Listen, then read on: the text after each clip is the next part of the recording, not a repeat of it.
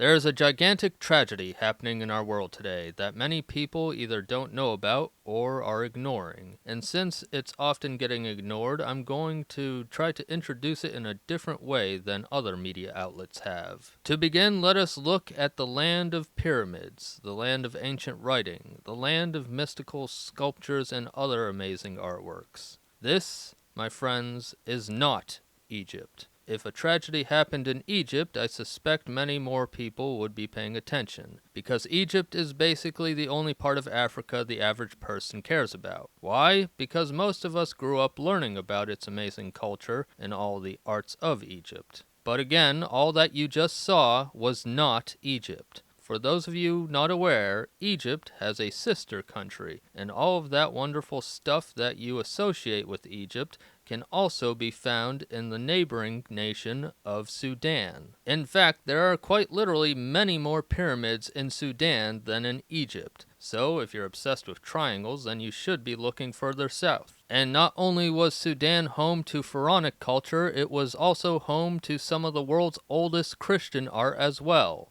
So, do I have your attention now? Great. There's bad news and there's really bad news to cover, the latter being the most important. But first, let's start with the bad news. A lot of the fantastic historical art from Sudan's past is gone. Thousands and thousands of years worth of human history, just gone. Some of it is stolen, some of it destroyed. The Museum of Khartoum, which houses much of this history, was attacked by a military group known as the RSF. The RSF is short for Rapid Support Forces and are one of the main combatants in the current Sudan civil war. The other military is known as the Sudanese Armed Forces, SAF for short. The SAF faction works for the internationally recognized government of Sudan led by Abdel Fattah al-Burhan, whereas the RSF is led by a man called Hamedi. Now here's the really bad news. Over 150,000 people are dead. To put that number in perspective, that's a lot more than the current death toll in Palestine. Yes, there is a genocide happening in Sudan, and I'm not trying to downplay what's happening in Palestine, but it can be difficult to wrap one's head around these sorts of numbers, so I figured that comparison would be very useful here. So what exactly is causing this to happen in Sudan? Well, Hamidi and his Arab forces, the RSF, are specifically targeting and killing native Africans in the Darfur region, the biggest target of which appears to be the ethnic group known as the Masalit. But from what I can glean from reports, all non-Arabs are in danger. And from what I can tell, it's not even a religious thing either, since most Masalit have converted to Islam. These Arabs of the RSF think of native Africans as lesser humans. Keep in mind, I'm not saying this is the opinion of all Arabs. We are talking specifically about the Arabs of this RSF military, so I'm not trying to generalize here. It should go without saying that there are plenty of good Arab people, but these particular RSF military forces are killing mass amounts of people. And to be clear, the troops are not just killing opposing military.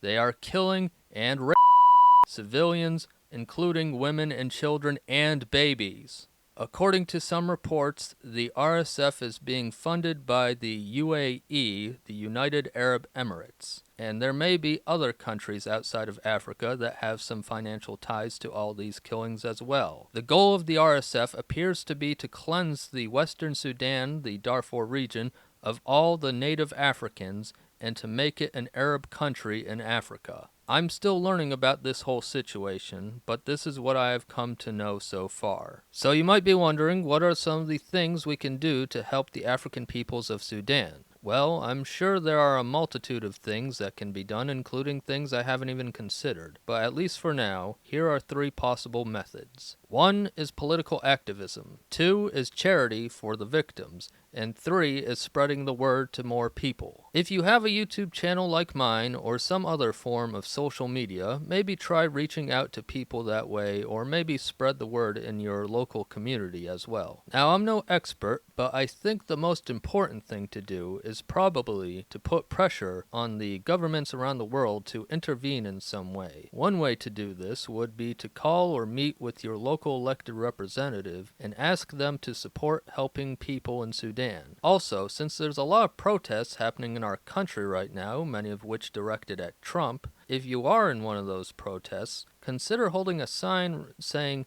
"Restore U.S. Aid," which used to help feed many of the peoples of Sudan, as well as many people around the world in general. USAID is short for United States Agency for International Development. Plus, if you are somehow capable of gathering enough people to form an entire protest against this that would obviously be great too. As far as I'm aware, protests don't seem to happen much where I live, but I did recently call my so-called representative in Congress and left a message for him on his answering machine. And that message was to push the US government to help the peoples of Sudan. And I specifically asked him to work towards restoring US aid. If you want to do what I did and call up the person in the government that's supposed to represent you, then go to the website that's on screen now. More than likely, I'll put this link in the video description and also in a pinned comment. On that site, to find the person you're looking for, you enter your zip code. For some odd reason, I had to enter it twice. I don't know why they do that, but anyway. And after that, they give you the contact info you're looking for. I think they had an email option in there as well, so if you're phone shy, you can just email, but I personally opted to use the phone because that's my preference. Finally, as stated earlier, charity can help too. They can't do as much as governments can, but still, charities certainly help.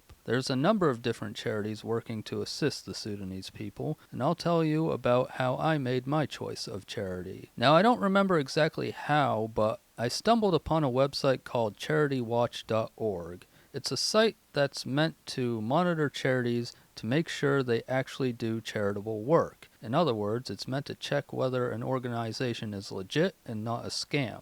On this website, they had a list of highly rated charities that help the peoples of Sudan. And at first, I was going to donate to Doctors Without Borders because along with UNICEF, those both were charities that I've actually heard of before. But these are organizations that help people in many different parts of the world and not just Sudan. So I decided to look online for a more Sudan-specific charity. And I saw a few, but the one I went with and ultimately donated money to is a charity called the Sudanese American Physicians Association, or SAPA for short. Now for this one in particular, I couldn't find it on the Charity Watch website, so instead, to evaluate SAPA's credibility, this time I used charitynavigator.org to grade the charity's performance, and they said it's a great charity and gave it a score of 92% out of 100, which seems pretty good to me. Now, I don't know about you, but I tend to worry a lot about doing online transactions with websites I'm not used to,